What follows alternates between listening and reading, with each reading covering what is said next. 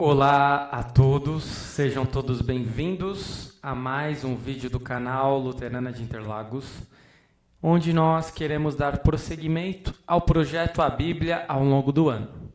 Hoje, com o dia 11 de fevereiro, domingo, nós queremos estudar 4 capítulos mais do livro do Êxodo, Êxodo 9 a 12.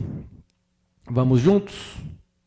Iniciando pelo breve resumo dos capítulos. Capítulo 9.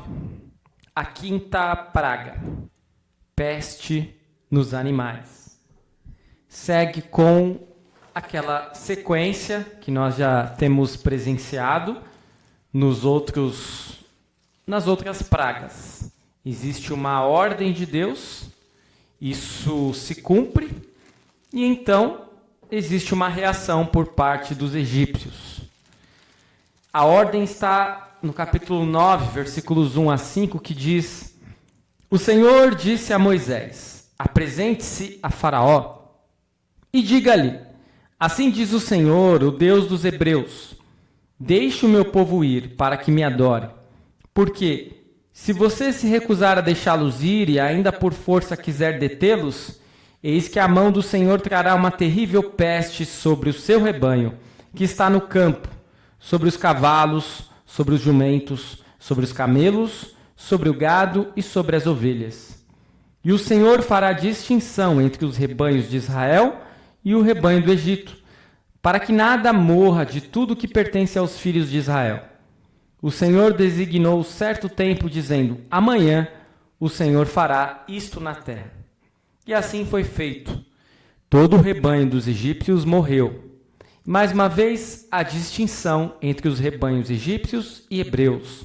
O rebanho dos hebreus não morre.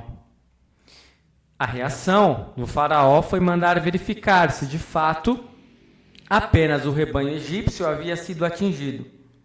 Faraó constata que assim ocorreu, mas seu coração endurece ainda mais, e ele não permite que os israelitas saiam para adorar a Deus. Sexta praga, as úlceras. A ordem de Deus está presente nos versículos 8 e 9 do capítulo 9 de Êxodo, que diz: Então o Senhor disse a Moisés e a Arão: Peguem mãos cheias de cinza de um forno, e que Moisés atire essa cinza para o ar diante de Faraó. Ela se transformará em pó fino sobre toda a terra do Egito, e em tumores que se arrebentem em úlceras nas pessoas e nos animais, por toda a terra do Egito. Assim foi feito. A cinza se transformou em tumores que se arrebentavam em úlceras nas pessoas e nos animais. A reação dos egípcios foi a seguinte: os magos nem sequer puderam permanecer diante de Moisés por conta das úlceras. Mas Faraó continuou com seu coração endurecido e não permitiu que os israelitas saíssem para adorar a Deus. Sétima praga, a chuva de pedras. A ordem de Deus está inserida nos versículos 18 e 19 do capítulo 9, que diz: Eis que amanhã, por este tempo, farei cair uma forte chuva de pedras, como nunca houve no Egito, desde o dia em que foi fundado até hoje. Agora, pois, mande recolher o seu gado e tudo o que você tem no campo. Todas as pessoas e os animais que estiverem no campo e não forem levados para casa, morrerão ao cair sobre eles a chuva de pedras. E assim aconteceu. O Senhor fez cair chuva de pedras tão grave como nunca houve. A chuva de pedras destruiu tudo o que havia no campo, tanto pessoas como animais e plantações. A reação dos egípcios foi a seguinte: Faraó, mais uma vez, prometeu liberar os israelitas para adorarem a Deus, e ele pediu que Moisés orasse para que Deus retirasse a praga. Deus retirou a praga, mas Faraó voltou atrás na sua palavra e não permitiu que os israelitas saíssem do Egito. Chegamos então no capítulo 10, com a 8ª praga, a praga de gafanhotos. A ordem de Deus está presente no capítulo 10, versículos 4 a 6, que diz: Se você não deixar meu povo ir, eis que amanhã trarei gafanhotos ao seu território. Eles cobrirão de tal maneira a face da terra que não será possível ver o chão. Comerão o restante que escapou, o que restou depois da chuva de pedras, e comerão todas as árvores que crescem no campo. Os gafanhotos encherão as suas casas, as casas de todos os seus oficiais, e as casas de todos os egípcios, como nunca viram os seus pais, nem os seus antepassados desde o dia em que se estabeleceram na terra, até o dia de hoje. E assim aconteceu. Mas a ordem se altera um pouco. Os oficiais de Faraó tentam convencê-lo a permitir que os israelitas saiam para adorar a Deus. Faraó permite apenas os homens. Então a praga é lançada. Os gafanhotos cobriram toda a terra do Egito, devoraram toda a vegetação da terra e todo o fruto das árvores que a chuva de pedras não havia destruído. E não restou nada verde nas árvores. Faraó, mais uma vez, prometeu libertar os israelitas para adorarem a Deus e pediu que Moisés orasse para que Deus retirasse a praga. Deus retirou a praga, mas Faraó voltou atrás na sua palavra e não permitiu que os israelitas saíssem do Egito, pois tinha o seu coração endurecido. Chegamos à 9ª praga, as trevas. A ordem de Deus está presente no versículo 21 do capítulo 10, que diz: Então o Senhor disse a Moisés: Estenda a mão sobre o céu e virão trevas sobre a terra do Egito, trevas que se possam apalpar. E assim foi feito. Houve trevas espessas sobre toda a terra do Egito durante 3 dias. Os egípcios não podiam ver uns aos outros, e ninguém se levantou do seu lugar durante 3 dias. Porém, todos os filhos de Israel tinham claridade nas suas casas. A reação do faraó foi permitir que Moisés e os israelitas adorassem o Senhor, mas sem os animais. Como eles poderiam adorar a Deus sem animais? O Senhor endureceu o coração do faraó e este não quis deixá-los ir. Faraó ameaçou Moisés de morte. E aí nós temos um breve resumo de todas as pragas do Egito, começando com o sangue, as rãs. Também nós temos, em terceiro lugar, os piolhos. Em quarta praga, as moscas. Quinta, a morte dos animais. Sexta, as úlceras. Sétima, o granizo, chuva de pedras. Oitavo, os gafanhotos. Nono, a escuridão. E por último, viria a morte dos primogênitos, que ainda não acompanhamos no relato. E é interessante este quadro, não sei se você consegue visualizar, talvez não, porque esteja pequeno, mas se nós constatarmos bem, cada praga vai ter pelo menos um ou mais deuses egípcios humilhados. Por exemplo, o rio Nilo em sangue vai ter os deuses Kun, Hapi, Osíris, Neith e Hathor. E o grande rio Nilo e sua prosperidade. Como consequência, haverá uma desestruturação econômica, ambiental e religiosa. A praga das rãs será uma humilhação contra a deusa Hekt. Havia uma associação entre essa deusa e a prosperidade. Consequência será a aversão ao que antes era considerado sagrado. A terceira praga dos piolhos é uma humilhação contra os sacerdotes. E há uma associação com a purificação. A consequência será uma noção de que os sacerdotes não eram puros. A quarta praga das moscas será uma humilhação contra os deuses Hathor, Mnevis e Ra. E existe uma associação entre a beleza e a proteção. E a consequência será uma irritação e um incômodo, pois somente os egípcios sofreram. A terra de Gozém não foi abalada. Quinta praga, a morte dos animais, será uma humilhação contra os deuses Ptah, Apis, Hathor, Mnevis e também Ra. Mais uma vez, haverá uma associação com propriedades pessoais. E consequência será a doença e morte dos animais. A sexta praga das úlceras será uma humilhação contra os deuses Sekhmet e Imhotep. Há uma associação com os deuses de curas. E a consequência será as doenças nos homens e nos animais. A sétima praga do granizo, da chuva de pedras, será uma humilhação contra os deuses Nut, Isis e Seth. A associação da propriedade na agricultura e o prejuízo na agricultura aos animais e homens. Oitava praga dos gafanhotos será uma humilhação contra o deus gafanhoto, uma associação com a proteção à agricultura, e a consequência será uma desordem social, fome, inquietação, roubos. A nona praga, as trevas, será uma humilhação contra os deuses Ra, Amon-Ra e outros. Havia uma associação desses deuses com o deus do sol, estrelas e lua. A consequência será medo, confusão e descrença nos deuses. Por último, a última praga dos primogênitos será uma humilhação contra Faraó. Havia uma associação da herança do trono e a crença do Deus rei. E a consequência será a mortandade e humilhação final. Tudo isso em relação às 10 pragas do Egito.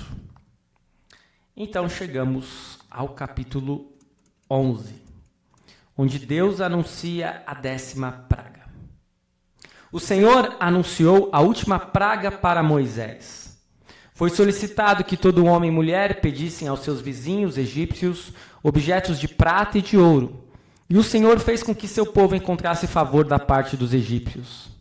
Moisés disse: haverá grande clamor em toda a terra do Egito, como nunca houve antes, nem haverá jamais. Porém, contra nenhum dos filhos de Israel, desde os homens até os animais, nem mesmo um cão rosnará, para que vocês saibam que o Senhor fez distinção entre os egípcios e os israelitas. Mas mesmo assim, Faraó continua com o seu coração endurecido e não liberta os israelitas. Chegamos então no último capítulo de hoje, o capítulo 12, onde nós temos a instituição da Páscoa. O Senhor diz a Moisés e a Arão: este mês será para vocês o principal dos meses, será o primeiro mês do ano. No dia 10 deste mês, cada um tomará para si um cordeiro, segundo a casa dos pais, um cordeiro para cada família. Se a família for pequena, poderia ter ajuntamento de famílias para dar conta de um cordeiro. O cordeiro deveria ser sem defeito, macho, de 1 ano, podendo também ser um cabrito. Aguardarão até o 14º dia e matarão o cordeiro no crepúsculo da tarde. Pegarão um pouco do sangue e o passarão nas 2 ombreiras e na viga superior da porta, nas casas em que o comerem. Naquela noite comerão a carne assada no fogo, com pães sem fermento e ervas amargas. Não deixem nada do cordeiro, o que sobrar, queimem. O sangue será um sinal. E vocês celebrarão este dia por estatuto perpétuo. 7 dias vocês comerão pães sem fermento. E todo aquele que comer coisa levedada será eliminado de Israel. Não façam nenhum trabalho nestes dias. Vocês comerão pães sem fermento desde o dia 14 do primeiro mês à tarde, até a tarde do dia 21 do mesmo mês. Peguem ramos de hisopo, molhem no sangue que estiver na bacia e marquem a viga superior da porta e suas ombreiras com o sangue que estiver na bacia. E que nenhum de vocês saia da porta da sua casa até pela manhã, porque o Senhor passará para matar os egípcios. E os filhos de Israel foram e fizeram como o Senhor havia ordenado a Moisés e a Arão. Então temos a 10ª praga. Aconteceu que à meia-noite o Senhor matou todos os primogênitos na terra do Egito, desde o primogênito de Faraó que se assentava no seu trono, até o primogênito do prisioneiro que estava na cadeia e dos animais. Houve grande clamor no Egito, pois não havia casa em que não houvesse um morto. Então naquela mesma noite Faraó chamou Moisés e Arão e lhes disse: levantem-se e saiam do meio do meu povo, vocês e os filhos de Israel. Vão e adorem o Senhor, como vocês disseram. Levem também com vocês as suas ovelhas e o seu gado, como vocês pediram. Vão embora e abençoem também a mim. Os egípcios insistiram para que saíssem da terra o mais depressa possível, pois diziam: todos vamos morrer. Os egípcios deram o que os israelitas pediam. Os filhos de Israel partiram de Ramsés para Sucote. Eram cerca de 600.000 a pé, somente de homens, além dos animais. O tempo que os filhos de Israel habitaram no Egito foi de 430 anos. Esta é a noite do Senhor, que todos os filhos de Israel devem comemorar de geração em geração. Nenhum estrangeiro poderá comer, porém todo escravo comprado por dinheiro depois de circuncidado comerá da Páscoa. O cordeiro deveria ser comido em uma só casa e não seria possível levar a carne para fora da casa. Se algum estrangeiro se hospedar com vocês e quiser celebrar a Páscoa do Senhor, a ordem foi que primeiro este estrangeiro seja circuncidado. E assim concluímos o resumo dos capítulos de hoje, chegando à segunda parte com as questões e dúvidas que podem surgir. Há uma sequência que se repete. Primeiro, uma ordem de Deus. Segundo, a praga acontece. Terceiro, um falso arrependimento. Quarto, uma cessação da praga. Quinto, um retorno ao erro. E sexto, uma nova praga. É um ciclo vicioso que acontece em cada praga. Faraó parece que não aprende com seus erros. Será que isso também pode ocorrer conosco? Como podemos evitar um ciclo vicioso? Percebemos que sim, isso tudo pode ocorrer conosco. Pois muitas vezes um pecado que nós caímos, voltamos reiteradamente a ele. E precisamos pedir a ajuda de Deus para que isso não venha a ocorrer. Questão 2. Não são apenas egípcios que padecem com as pragas, animais e vegetais também. Seria Deus injusto ao lançar estas pragas sobre o Egito? Essa muitas vezes é uma reflexão, um pensamento que muitas pessoas podem ter. O que os animais têm culpa dos pecados do faraó? O que os vegetais têm culpa? Mas Deus é o Senhor sobre tudo e sobre todos. E Ele tem total soberania para fazer o que lhe apraz. Além do que, nós sabemos que para Deus existe não apenas esse mundo e esta vida, mas toda a eternidade. Questão 3. Em muitos momentos, Faraó até permite que Moisés e os israelitas adorem a Deus. Mas ele coloca algumas restrições. Primeiro ele proíbe a ida de crianças, depois ele proíbe a ida de animais, e aí ele proíbe a ida de mulheres. É possível obedecer a Deus apenas em uma parte de sua vontade? É possível negociar com a lei de Deus? E a resposta retumbante para essas perguntas é não. O que Deus exigiu, Ele irá exigir. Não haverá como negociar. Faraó parece que quer negociar. E aí, ele acaba fracassando redondamente. Questão 4. Existem pragas hoje? Será que podemos atribuí-las aos pecados específicos de um povo, como ocorre no livro do Êxodo? Existem pragas hoje, até mesmo algumas das pragas que nós vimos há pouco. Praga de gafanhotos, por exemplo. Mas hoje é diferente. Normalmente elas estão relacionadas ao pecado humano de um modo geral, ao desequilíbrio do meio ambiente e não a pecados específicos. Questão 5. As pragas afrontam as divindades egípcias. Que divindades de hoje mereceriam uma afronta de Deus? Os falsos deuses de hoje, quem são? Podemos citar alguns. O dinheiro, o poder, a imoralidade. E seguramente muitas destas pragas mereceriam ser afrontadas por Deus, e muitas vezes são, mas é que nós não percebemos de uma forma tão clara como está no relato do Êxodo. Questão 6. Por que será que os egípcios deram ouro e prata para os israelitas? Percebemos que os egípcios deram ouro e prata para os israelitas, pois foi uma espécie de ressarcimento pelos anos de escravidão. E assim os israelitas, os hebreus, não saem de mãos abanando, eles já saem com alguma condição para darem continuidade às suas vidas. Questão 7. A distinção na 10ª praga ocorre por qual razão?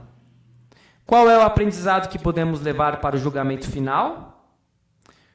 Na 10ª praga, os hebreus não são atingidos, assim como em algumas outras pragas, especialmente da 4ª em diante. Nós percebemos que no dia do julgamento haverá uma distinção. Porque muitas vezes é cobrado que Deus trate todos de forma igual. Só que as pessoas não são iguais. E por isso Deus precisa tratar de maneira diferente. E é isso que acontece nas pragas do Egito. Questão 8. Que sinal o sangue nas ombreiras das portas indicava? Qual relação podemos fazer com o Cordeiro de Deus que tira o pecado do mundo? Está muito claro qual a relação, né? Quem crer no sangue do Cordeiro não irá perecer no dia do juízo. Questão 9. Qual a simbologia dos pães sem fermento? Por que a ordem de não comer pão fermentado é tão rígida? Nós vemos que o povo egípcio foi o primeiro a produzir pão com fermento, o que o tornou um símbolo daquela cultura. E qual a simbologia deste mandamento? Era deixar a cultura egípcia para trás, relacionada à história do povo judeu e da escravidão e fuga no Egito. A tradição de não comer fermento no Peshá, que é a Páscoa judaica, é porque esta festividade celebra a saída da escravidão do povo judeu no Egito faraônico, uma viagem durante a qual os judeus que não tiveram tempo de deixar o pão fermentar e comeram o pão asmo, o pão sem fermento. E por último, a questão 10, qual a simbologia da morte de primogênitos? Essa também está muito clara. A morte dos primogênitos no Egito levou à libertação dos israelitas. A expiação de Jesus Cristo, primogênito espiritual do Pai Celestial, possibilita a nossa libertação da escravidão do pecado. Esta segunda parte, com as dúvidas e questões que podem surgir, e chegamos finalmente à terceira e última parte, com os aspectos teológicos. Eu trago aqui 4 aspectos. Primeiro deles, todo um povo sofre por conta da teimosia de Faraó. E isso muitas vezes se repete ainda hoje. Um governante é teimoso e o seu povo acaba sofrendo as consequências dessa teimosia. É o que acontece nas pragas do Egito. Segundo, Faraó tem seu coração tão endurecido que tem 9 chances claras de se arrepender, mas não faz isso de forma verdadeira. Ele viria a sofrer a pior de todas as pragas na sequência.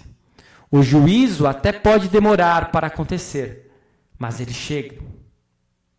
Terceiro, o sangue do cordeiro pintado nas portas das casas dos israelitas salva da morte e conduz o povo à liberdade.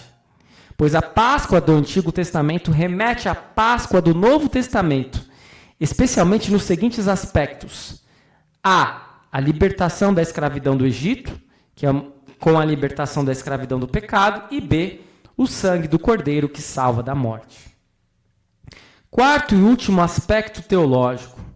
Deus conduz todo o processo de libertação. As pessoas que ele utiliza, Moisés, Arão, são apenas instrumentos.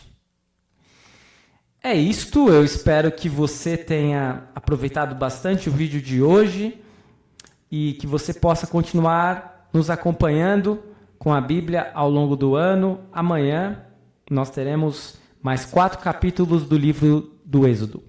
Muito obrigado por assistir.